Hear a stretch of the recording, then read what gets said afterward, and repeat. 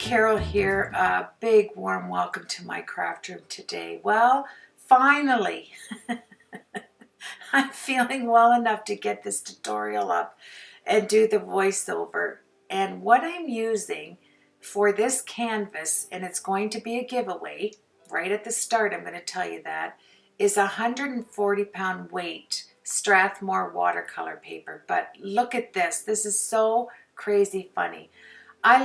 I love to draw, as you know, and I love to draw looking at a particular image. That's the only way I can draw. I don't draw out of my head like, oh, look, there's the starburst of flowers. I see it in my mind. Well, my hands wouldn't see it. It'd have to be right in front of me. So what I did here, let me just pause right here to tell you this. I didn't scale the paper at big enough for this particular Beatrix Potter bunny postcard. So I'm using that jumbo set that I got free when I ordered my polychromos, the jumbo 6B pencil. Here I'm using a 4B Staedtler pencil, and I'm keeping my neck up. Hey, you're walking on the bunnies, you crazy dog. Spanky'll jump in and do whatever he wants. You know that. So here I'm drawing away. I'm looking at the postcard and I'm thinking this is going to be so much fun. It would have been, but I would have been missing the mama and papa bunny.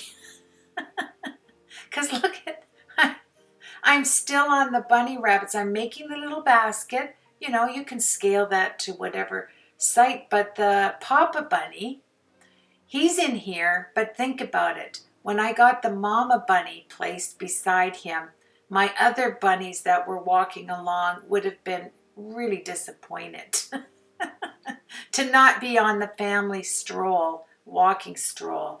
So I stopped, put that away, and onto a full sheet of the watercolor paper. And that way, I'll do my image, and then I'll cut around it. I had this creative idea planted in my head a month ago. I knew I wanted to do another Beatrix Potter painting like I did before, watercolor painting, but I wanted to put this watercolor painting on a canvas and actually create a background on a canvas to match the colors that I will color this with my Dr. P.H. Martin watercolors. And that I use the Hydras 12 set for this. So I'm going to walk you through it because it is an easy peasy watercolor technique that you use. Anybody can use it. And as I'm drawing Papa Bunny and you see me erasing here and there, this is how I draw. I just look over and then I come back, and it isn't anything professional. I do this for fun, and I'm so excited when I see it looks somewhat to the image that I am, drawing it from.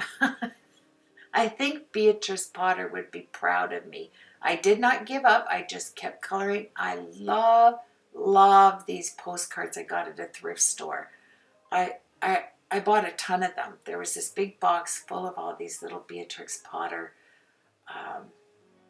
books and these postcards and old long ago books that Beatrix Potter must have put out in the early days, because each page has a little piece of tissue in between them. Just beautiful. But I loved this, the bunnies going for a walk. So I'm going to tear it off because I need to scale it down to go onto a canvas. So I took it right to the edge, and I decided, okay, I'm going to use my Cutalola pen. So I get my computer, I plug it in because the battery was worn off. Another word for saying it's dead. It died, yes. And for those that like my long tutorials, this one is a winner for you. Over an hour. I scaled it down from 10, just under 9 hours of work. I worked on this project for 9 hours, taped it for 9 hours, and then I've got it down to an hour. So that's pretty good, I think. So I was just showing you this beautiful dotted Cutalola pen, and it's for doing pointillism. The last project I used with Beatrix Potter, I used the Cutalola pen. And there's two main reasons. One, you get to have those dots and fill the dots in to get the texture you need and shadows you need with just a pen. It just, to me, is a fun process, and it has a slow speed, a fast speed, and I think you'd really love it. It's amazing for work like this. The only thing that's not amazing is if you make a mistake. You're not going to erase it, like right there in the face. You're going to have to put a shadow in somewhere where you didn't want the shadow, just because, you know, it's a mistake. But then I thought, looking at it, it just looked like a little nose, so I was okay with it.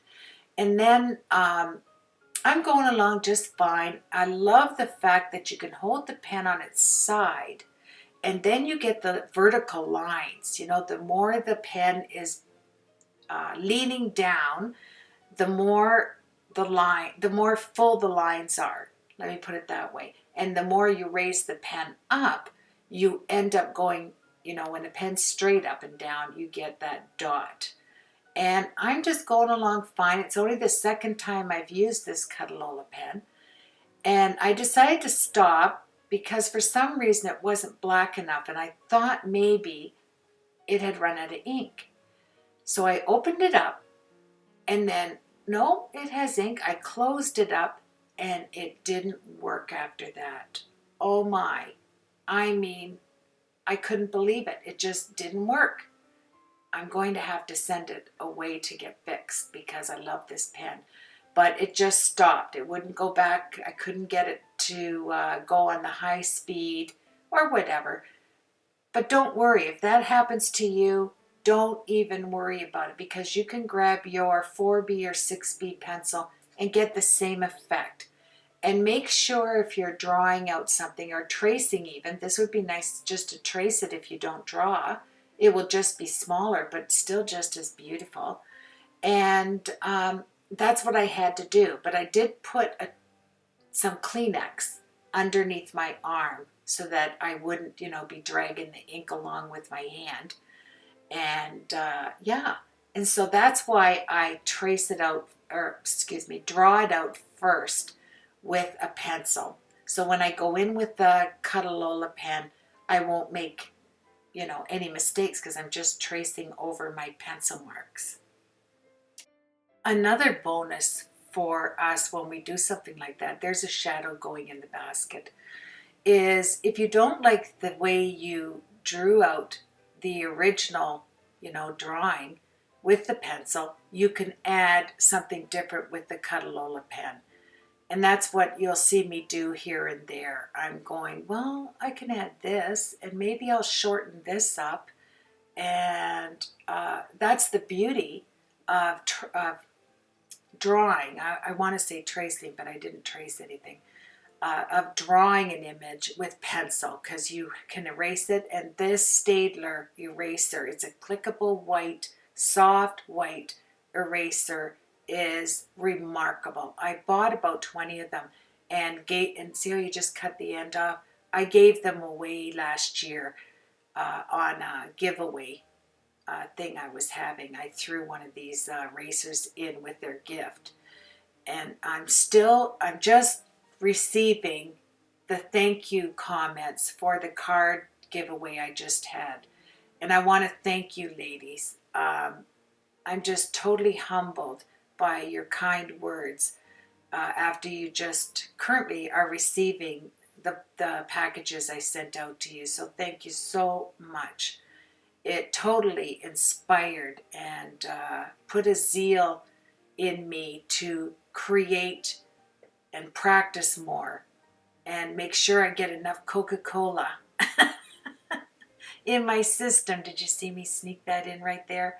I have this really sped up so that, you know, you won't be bored out of your mind. But I thought it'd be kind of nice for you to see that I took a Copic marker. This is just a 0.03. It's a thicker one. And I just went back over it because you want it all to look uniform before you start painting. And this way, the pen that I'm writing with, I'm just going to see, you can use, it's a precision pen for it's Copic friendly, watercolor friendly, and they're not expensive, which is nice. You can get the sets of them at your stationery store or online. It's good to have because it adds those nice black lines that some people love to have when they, stamp their images. And I'm exactly the same way. I like to have a bold black image. So I'm speeding it up for you so we can work our way through before we get to the coloring. Now, I was thinking when I began this project of what watercolor medium do I want to use. I thought of the zigs, I thought of the Tombow markers. Sorry, I'm looking over to the side to see what mediums that I was thinking about. And there's, the Gonze Tombow watercolors, so many on the market. But I like to sometimes totally go to something that I haven't used very much, and that would be the Dr. P.H. Martin Hydrus watercolors. Living in Canada, these can be very pricey, but I'm going to share something with you. You will find the package of 12. They have all the sets, the different Hydrus watercolor sets. And what you want to do is wait to get your 20% coupon from Michaels that gives you your 20% off sale and total order. That comes out about once a month. Then on these, use your 40% on one item coupon, and combining those together, you'll get 60% off. That's what I did. So these were $89.99, 13% sales tax, and then the total, let's say, was $100. I was able to take 60% off, and I ended up paying $40. You can't beat that for good watercolor medium, for a good watercolor medium. And so in my mind all the time, I'm thinking, okay, if Michael sells it or Hobby Lobby, whatever big box store, I'm going to make sure I have the 40% coupon and the 20% one that comes out. Save it for big items like this that you want to have in your collection. It is worth the wait. Now it's time to put the little marks in, the whiskers, all the small little images that you see in the postcard or the drawing that you want to put onto this 140-pound watercolor paper, any drawing that you picked out. And for me, Beatrix Potter, when she watercolors, if you look at any of her images, she does such a light wash on her watercoloring where I can't seem to adjust to that style. I like to have my colors just a little richer, so that's where we differ, but I do believe that it looks extremely beautiful to stay true to the way that Beatrix Potter watercolored. Another thing I changed is the number 12 black velvet brush I used. I generally like a number 8, but I thought I'm going to start going up in my brush sizes. So let the fun begin using a number 12, a larger brush, and you can get all the intricate lines you want using this brush. Trust me on it. It is beautiful. I think it works just as well or even better than a detail brush to learn how to situate your paintbrush in a manner where you get just the end tip of the bristles to get into those intricate spots. So let me show you how I do that. Now, what I want to explain here is the same concept I use for doing my Copic coloring I do in watercoloring. Now, I'm not a professional, Far from it. What I am is a lover of painting, a lover of learning how to put down base colors, practice to see what blends you can mix up, and utilize those undertones that you put down. So I mixed a brown color that I liked. I put it down, a lighter brown, and then I went in with pink and gray. Now those are colors you generally don't combine together, but it makes a good undercolor. And we're going to see that later on. I'm going to take some of my Prisma pencils too, where I want to have those little fur lines. I made sure that my Prisma pencils had a really sharp point, and I went around the ears and the underbody just with some little lines, and I'll explain as we go along how I achieved that. So you want to keep fresh water handy, and that may seem funny to say it, but it's so vital to not dip into dirty paint, because that paint will be sucked up into this number 12 brush like crazy. It just loves to grab hold of anything liquid and store it farther up in the bristles. So I have two. I wish I had had three. I wouldn't have had to change it so much, but I have two big water wells going. The water well one on the left upper, the one that you press the button and all the water goes down into the bowl, and then I have that tulip one, and I just keep changing it up. So let's move in again with the bunny. Around his eyes, I put white Prisma pencil around the outside of the eyes, and we'll go back and do that time and time again, but I wanted to set the undertone base for me, and that's just the way I work. And I'm mixing up a turquoise here with the brown that I mixed up for the body and the green to make this deep gray.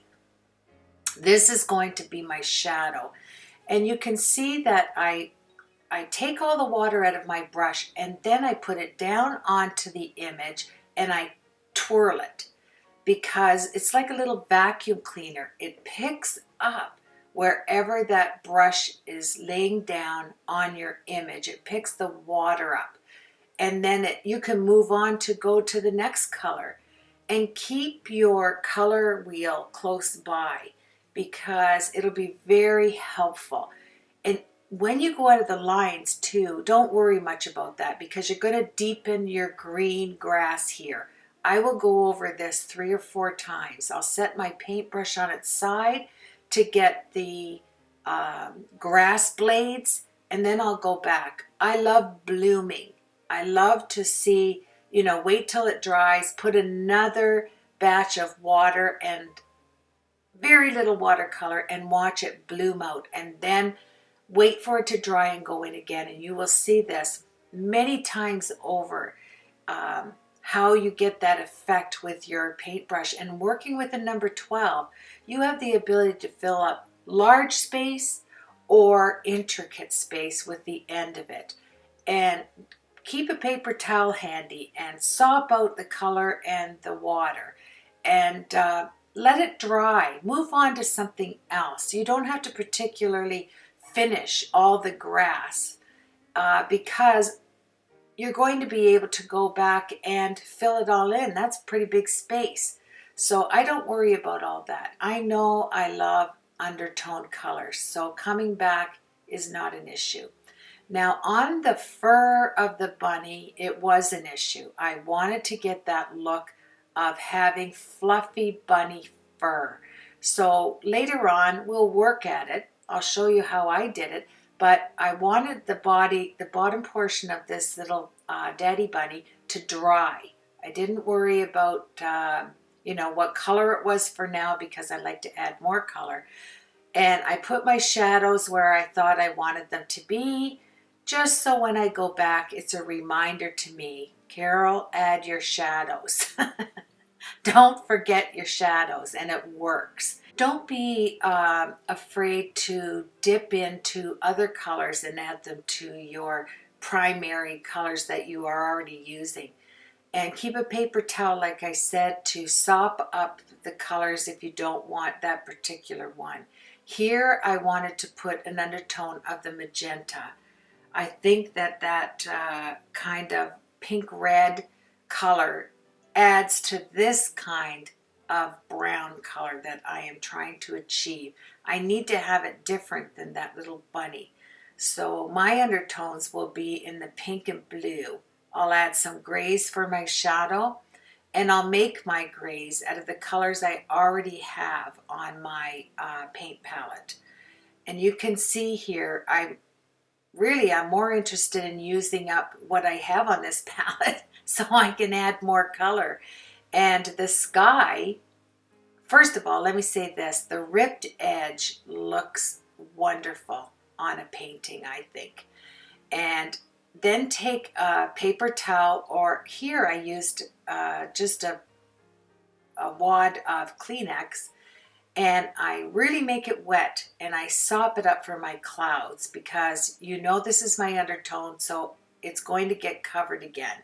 And then I'm going to pick it up again because I haven't decided what color blue sky I want to have.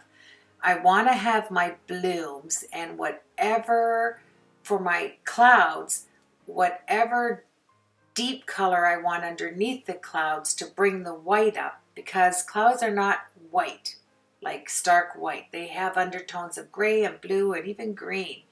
So wherever I want the cloud to seem like it has that shadow, I will add a darker color to the, and you'll see me pick it up then. So it looks like the line is going across the actual cloud in the sky. And I practice with all the space that I have on my canvas, so to speak, on my Strathmore watercolor page. And I will stick with the color I like. You can't get enough undertone colors as far as I'm concerned. You can cover it and cover it and cover it and cover it, and still, if the paper is a good paper, like this 140-pound Strathmore paper, it took a beating. You don't have to worry about changing up in midstream. It will work for you. And I'm loving this number 12 silver brush. It's beautiful. I'm getting, so familiar with it. And in my sky, I mixed up turquoise, and I'm going to add that.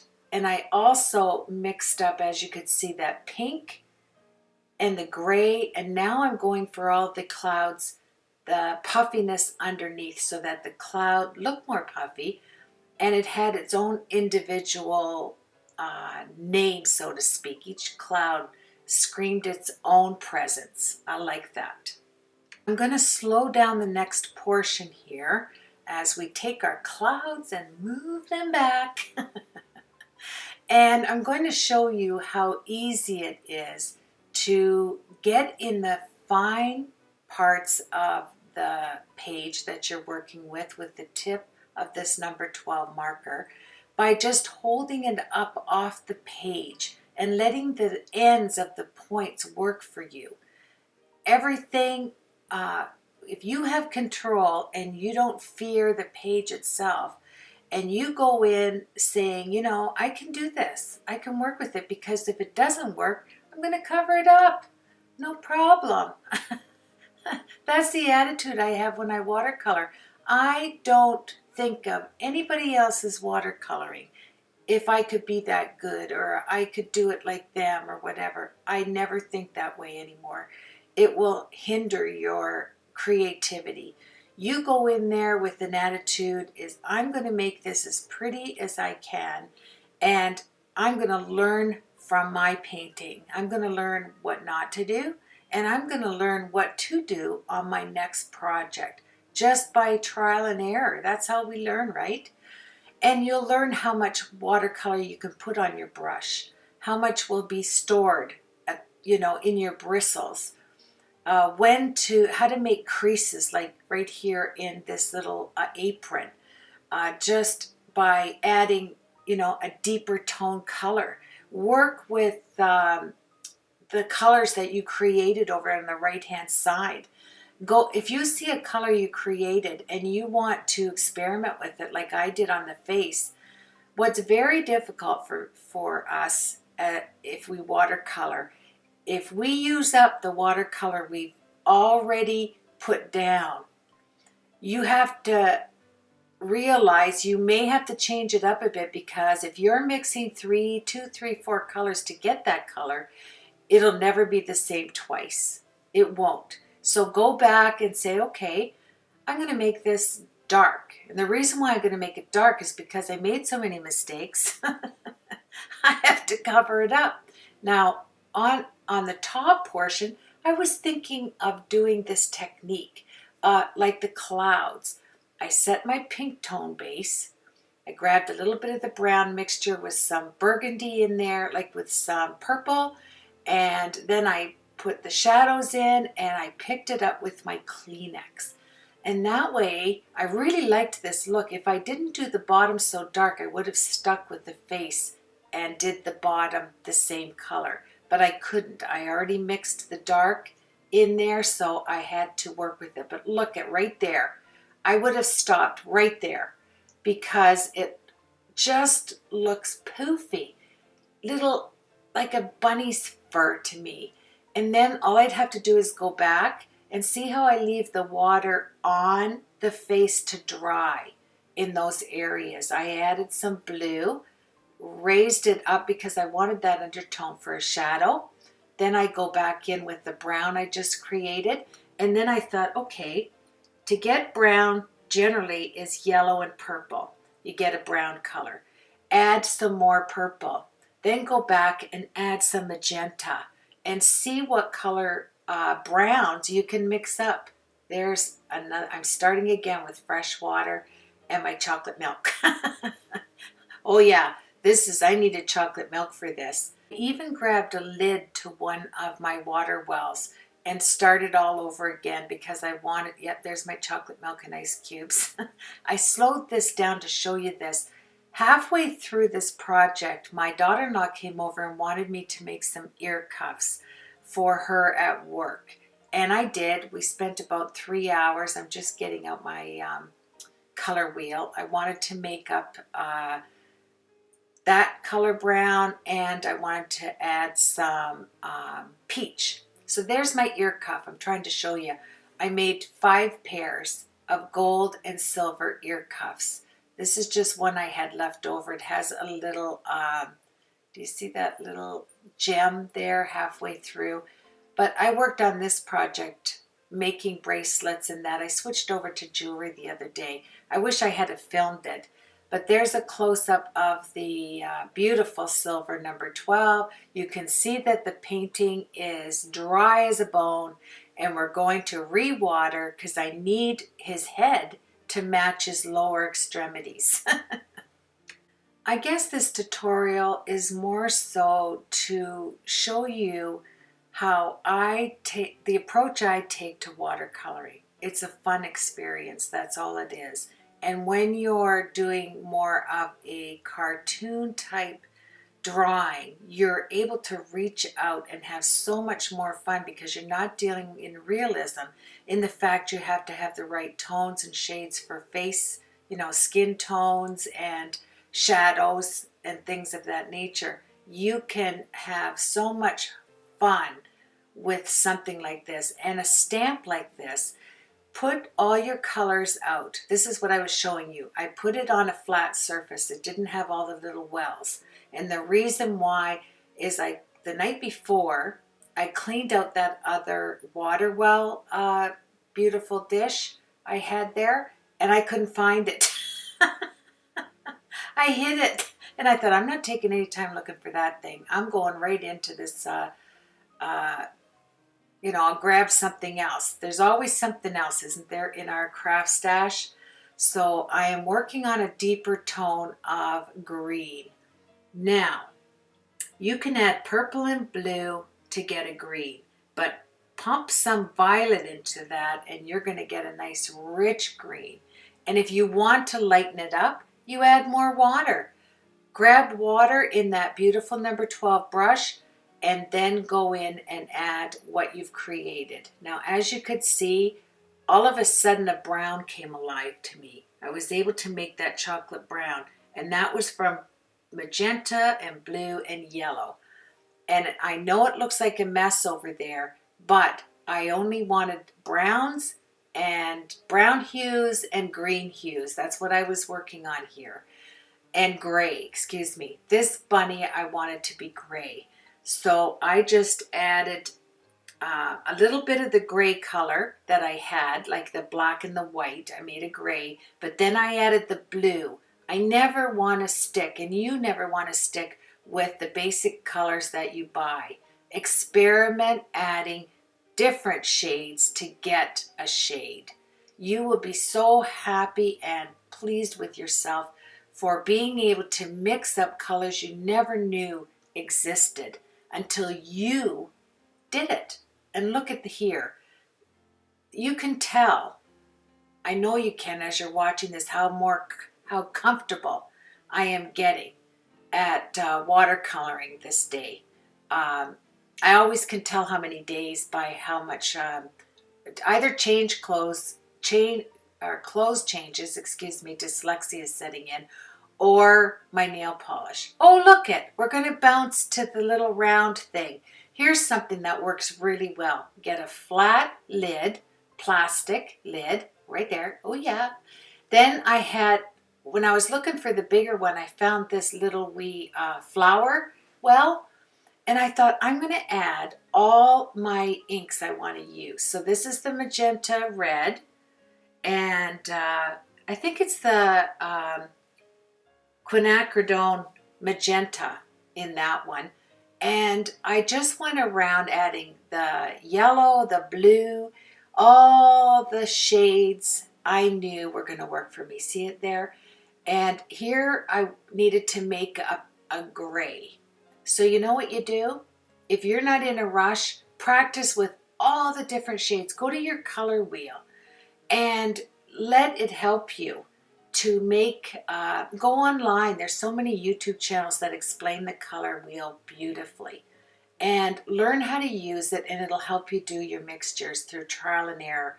I don't have it down pat, but I know colors to use. Like here, I wanted to get that magenta pink to do some ears. So I mixed up some yellow. I didn't want it to be that bright and vivid. I want it to be more pastel. So you can see what I did there to get that. And now I'll add the pink, it's a pink gray on the bottom of that major magenta color. And I'm adding it to the ears. Then I'm going to go back to my gray mixture, which you can tell I added some of that magenta in there. And my shadows will now come into play. And the shadows are areas where the sun isn't hitting it. And whatever, right, left, whatever, straight on, you decide to have your shadows. Go with it throughout your whole painting. Don't change up. So if your sunlight's coming from the upper right, coming down, make sure all your images are somewhat contained to that light for your shadows. It'll help the painting come together. It does for me. So I mix some more black in there so I could put the eyeballs in there and work on the actual eyes. You're going to see how I get nice and comfortable, grab my color wheel, and see what mixtures I need to have for certain things. And I step outside the boundaries too, just experimenting, because I'm doing light undertones. You can change that up. So I wanted his actual coat to be in this deep peach color, but I didn't want to do it right away, so I added a light peach, a light brown. I'm going around on the color wheel and trying to figure out, okay, what colors will mix up for me. And you can tell I'm answering an email. I just took a break, and I'm answering it. It just, the bell rang. It must have been one of my grandchildren. I thought, okay, I'll answer that, then I'll come back. I add a little bit of orange to that magenta, a little bit of deep orange color. I'm working on making the jacket a deep peach color. This tutorial was not really, I'm adding some red there, was not really based on me showing you which colors to use on your paintings, you know, to get a final result.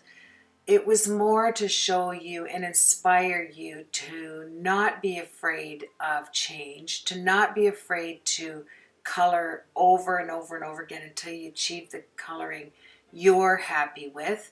If it doesn't match anything that you're like necessarily, you know, your image that you're drawing from, don't worry. I changed up the jacket to be purple instead of blue because I found the blue and the sky weren't complementing each other.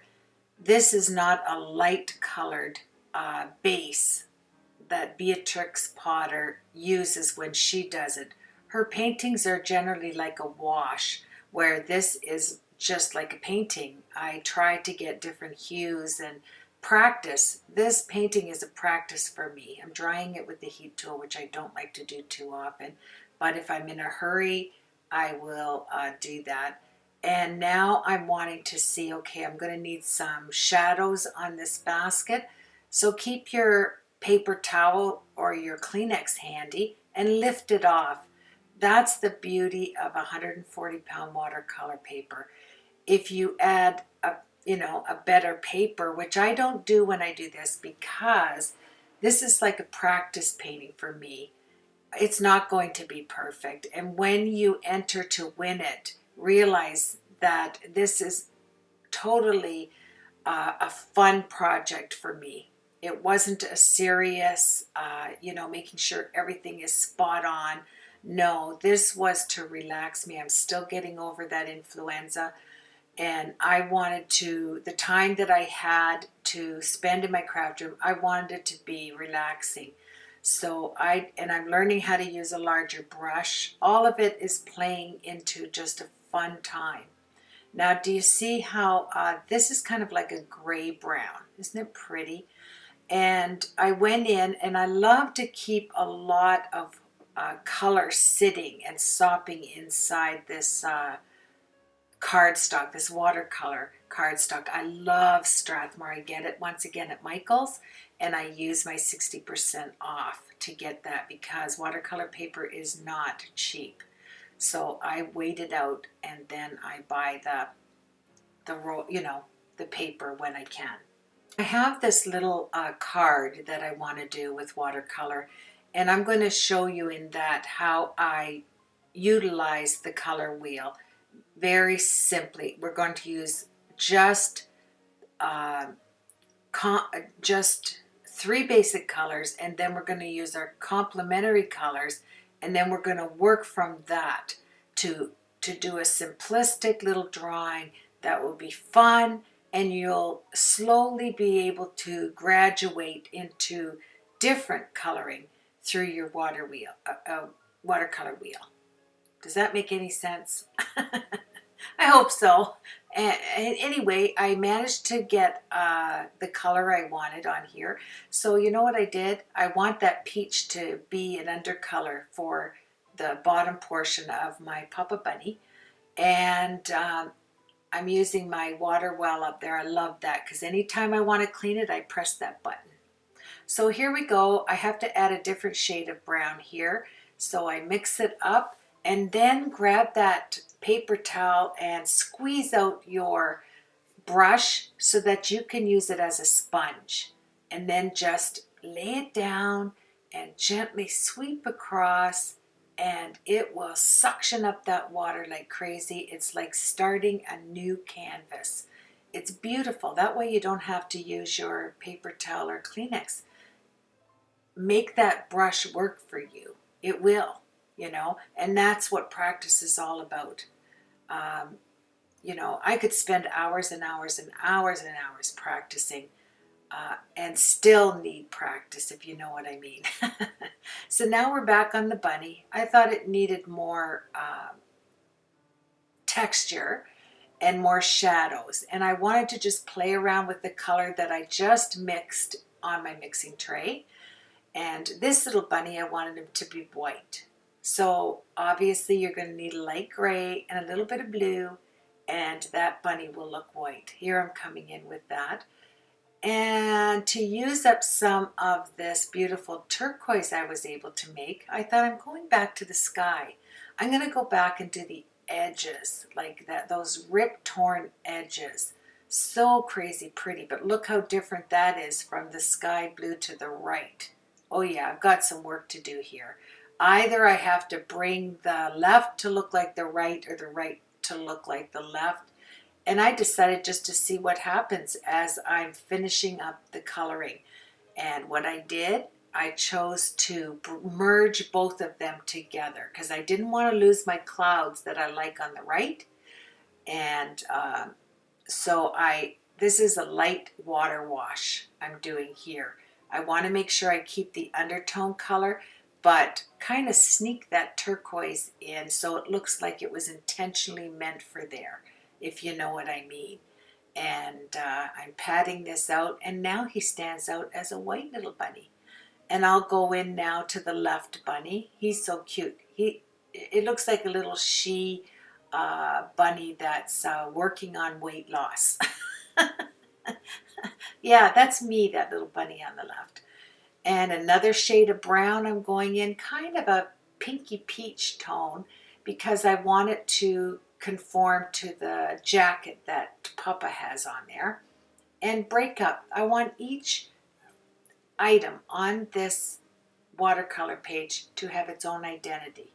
So each bunny will have its own color. The clouds will have their own identity. The grass will have its own identity, and we're all going to be happy in the end. Now, the Sharpie white. I want the eyes to just, bam, stick out on these little bunnies. So I grab the Sharpie, and you have to flick that. Be very careful because you can, hold it down and that whole floodgate of white ink will come pouring out. So go at this with caution. Then I grabbed my Copic or Precision Multiliner and outlined the eyes again over top of the white. And see how we trace that brown eyeball with the Prisma white? Oh yes, I love that look. So we're going to go back in with the Prisma pencils. I want to get the little dots in the black eyes. I want to sharpen up the whiskers. And I just had a playful time with this image. Now I'm going back, as you can see, with the Prisma pencil. Actually, I think this is the Stampin' Up! Watercolor white. I was going for anything that was a bright white that was close to me. I'm going in with my Sharpie here, and this is a thick Sharpie white marker. Isn't it beautiful? And it pows that white on there beautifully. So I thought, okay, I'm going to utilize it and have little wee, see how a blob came out? So as I'm growing this flower for my page, look, I'm growing another one. I wanted wildflowers out there. Just touch the end of your Sharpie white and boink, boink, boink, boink, boink, boink all across the green grass, and you have wildflowers. Then take your black multiliner and add the stems, little V's, V, V, V all over. And how pretty does that look?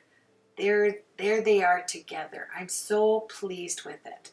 And then after this flower grows, we're going to get the canvas and we're going to add this to the canvas. Here I'm showing you the Hydrus watercolors I bought at Michael's using my 60% coupon. I'm very happy with the outcome of this. We're the only one that has to be happy. We have to get our practice time in at the same time and not strive for perfection. I had this canvas in my stash that I got from Michael's, and it was in the clearance bin because it had hello, get off the frame. Okay, thank you. It had two little marks as far as it looked like thumbs went into the actual canvas material. And I didn't care because I knew I would use it one day as a covering, so I could cover it with something. So I wasn't, making this to be some kind of painting right on the canvas. That's what I'm trying to say here. I'm stumbling. And I wanted to have a background of paper, using up some of my 6x6 paper packs that I have in my stash. Oh yeah, I'm getting serious here. So I cut out 2 butterflies so that I had something that kind of came off the page and added some added interest. So I did love this paper pack of butterflies. It's beautiful. So I cut out a little blue one. Isn't this gorgeous? I got this from a friend of mine on YouTube. Maria, thank you so much. And I wanted to have a little blue one to match the sky and this beautiful orangey peach monarch. So yes, so now my job was to go through some of my 6x6 paper pads. I just wanted to show you this one I got at Michael's in the black and white. And then it hit me. I knew what I wanted to do. I wanted to, isn't that one pretty too? I wanted to use mulberry paper. I thought, what a beautiful interest. It doesn't take away from the, ignore what I'm doing here too, by the way. Yeah, that was kind of cute too. It matched her little apron. But I wanted the mulberry paper because it has so much texture in it.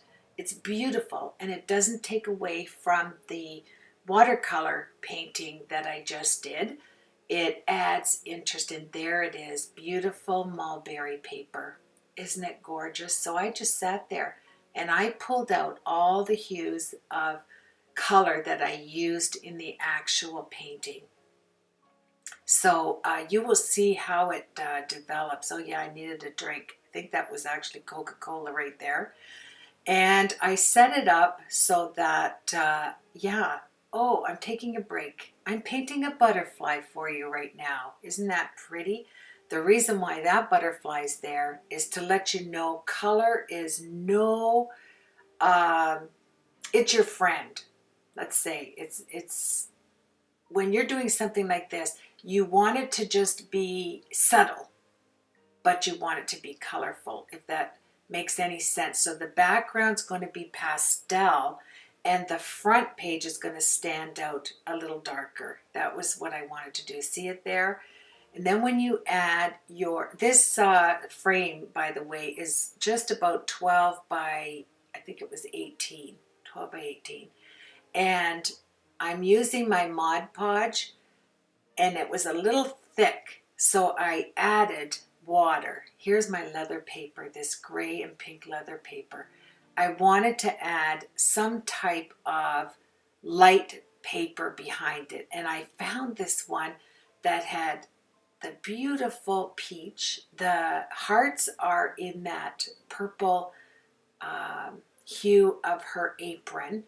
And soon as I got to it here, like soon as I hit it, I knew that's what I'm using, because the little purple hearts were so light and subtle that it was perfect for this mulberry paper. There it is. Isn't that beautiful? Has the brown hues, has the peach hues, has purple little hearts way in the background.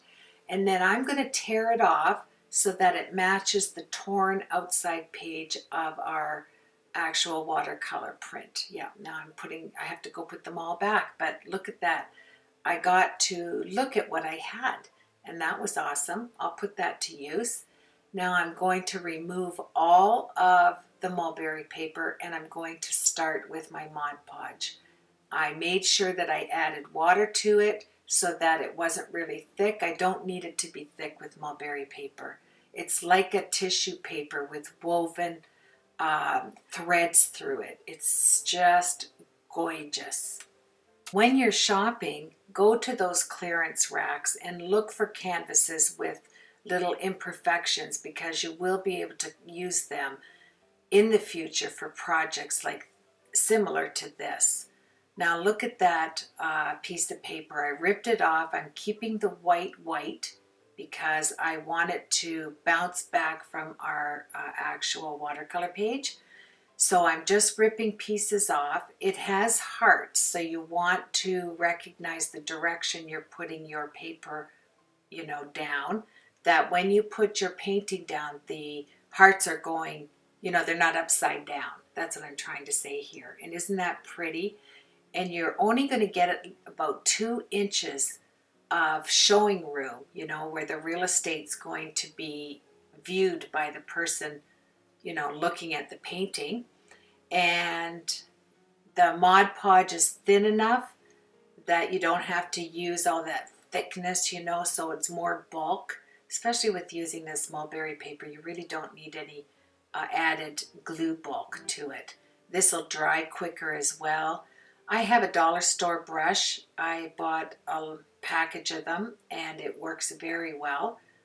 I think I paid $2 and I bought 3. Look at that mulberry paper. It really does come apart easily, so be careful how much glue you're adding to it. But you know, those strands of thread, they don't bother me at all if they come loose. Just adds to the ambiance. Doesn't it? Yeah, so I ripped up more of that 6x6 paper pad. And when you see the pictures at the end, you'll be able to see why I pulled that particular page apart. It just went like it was made for this canvas.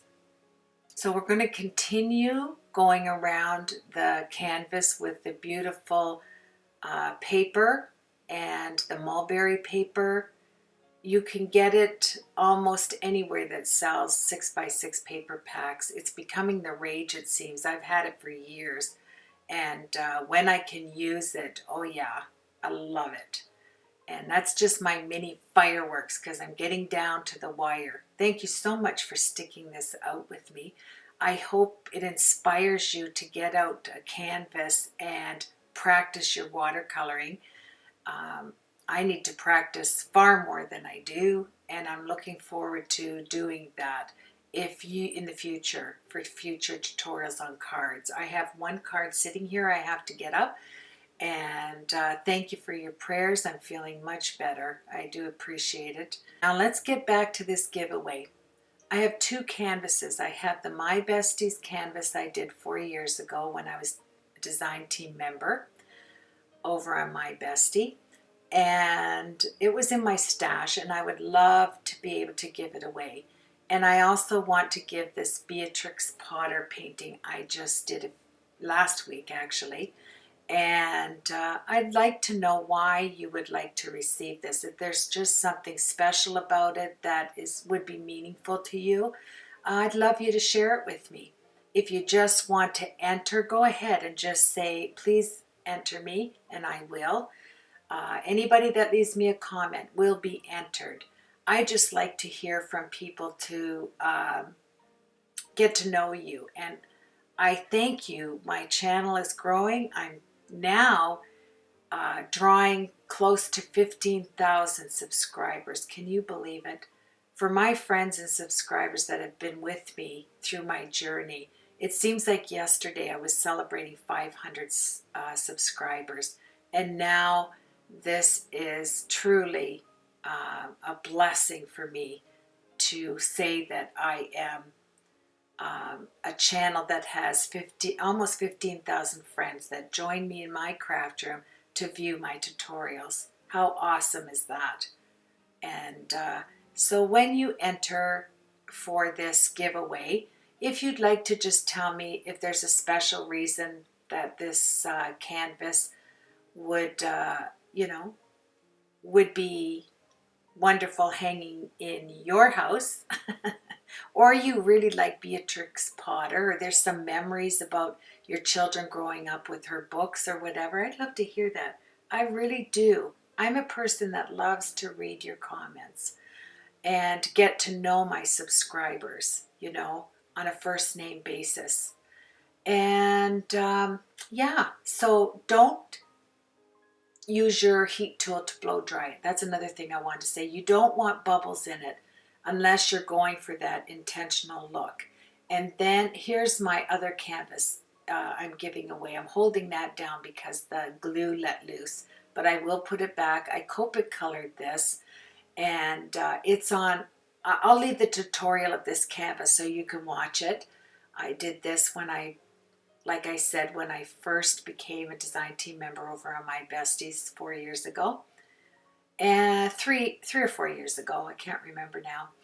But I'm waiting for that Mod Podge to dry, and you will be shocked to see how beautiful this canvas dried, left on its own. There was no marks from the paintbrush, nothing. Now, getting back to the giveaway, just leave me a comment. You will be entered, but I need to know which canvas you would like. The Copic Colored My Bestie or this Beatrix Potter watercolor canvas. Just let me know which one you're interested in. If there's a story behind it, I'd love to read why you would like to receive it. And thank you so much for your thumbs up. With YouTube's algorithm and the way they work things, that really helps me to be seen on YouTube by the thumbs up that you give me, the likes, to be more specific. Thank you very much if you would do that for me. And I look forward to giving this away. You have yourself a blessed week. For everybody that subscribes, I'm truly grateful to have you join me in my craft room. Enjoy the pictures at the end, and I look forward to showing you my next tutorial. Take care, everybody.